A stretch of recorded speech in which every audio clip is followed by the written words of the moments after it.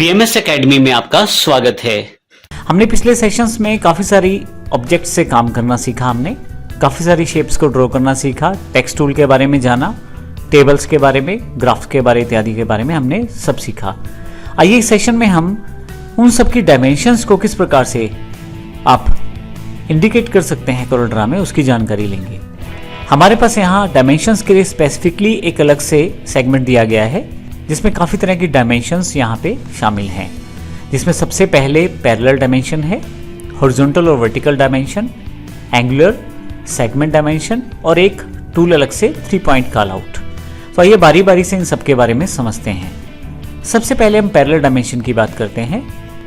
यहाँ पे डायमेंशंस का अर्थ किसी भी शेप के पर्टिकुलर एरियाज की जानकारी देना है यूनिट्स के रूप में, डायमेंशंस के रूप में। तो आइए सबसे पहले हम पैरेलल डायमेंशन की बात करते हैं। मैं पैरेलल डायमेंशन को क्लिक कर देता हूँ।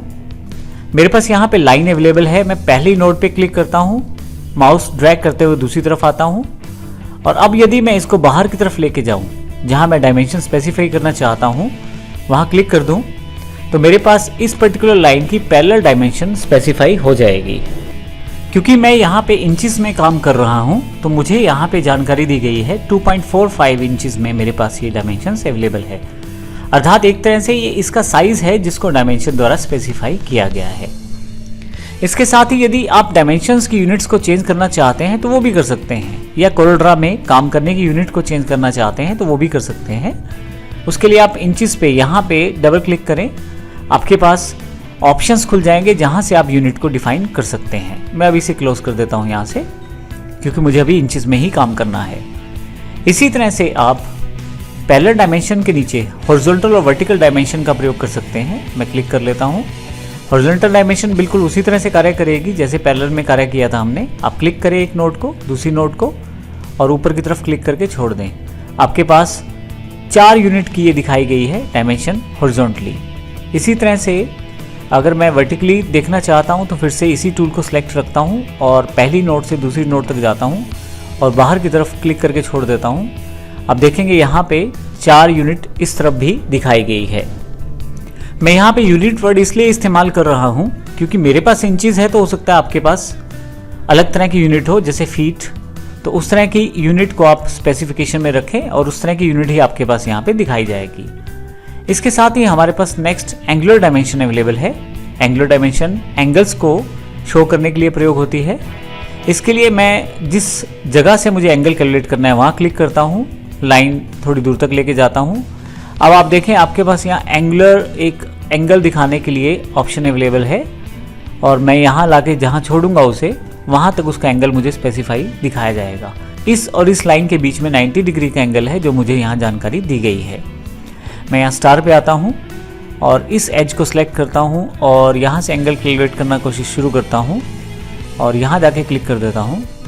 फाइनली सिलेक्ट कर लेता हूँ तो मेरे पास यहाँ पे 106.65 डिग्री एंगल अवेलेबल है। तो इस तरह से मैं एंगुलर डायमेंशंस को भी कैलकुलेट कर सकता हूँ कोरोड्रा में। फाइनली हमारे पास यहाँ सेगमेंट डायमेंशन भी अवेलेबल है। मैं क्लिक कर लेता हूँ इसे।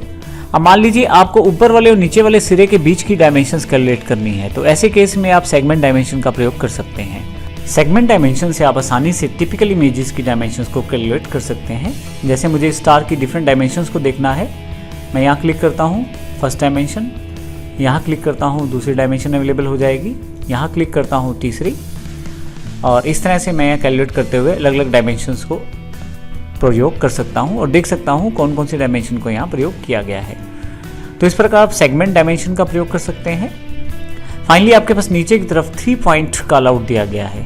3 पॉइंट कॉल आउट का अर्थ है कि आप एक कॉल आउट क्रिएट कर सकते हैं जिसमें टेक्स्ट जुड़ा रहता है और आप इसको प्रयोग कर सकते हैं। 3 पॉइंट कॉल आउट में जहाँ से कॉल आउट क्रिएट करना चाहते हैं क्लिक करके रखें, ड्रैग करते हुए बाहर की तरफ आएँ और फिर आप जिस तरह से उसे मॉडिफाई करके बाहर जहाँ पे चाहते हैं उसे फाइनलाइज करना वहाँ क्लिक करें।